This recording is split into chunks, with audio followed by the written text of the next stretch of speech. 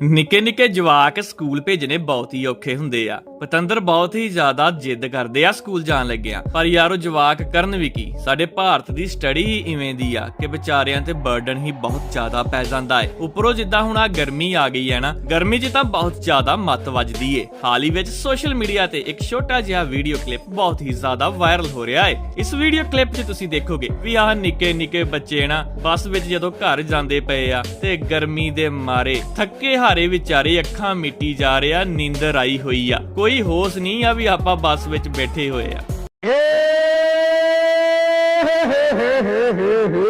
ਮੈਨੂੰ ਐ ਲੱਗਦਾ ਵੀ ਇਹਨੇ ਲੱਸੀ ਵੱਧ ਪੀ ਲਈ ਹੋਏ, ਲੰਗਰ ਤੇ ਨੂੰ ਨੀਂਦ ਆਉਂਦੀ ਆ।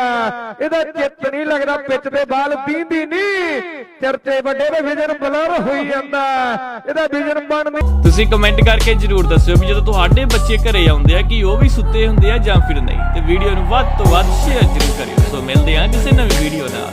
ਸਤਿ ਸ਼੍ਰੀ ਅਕਾਲ।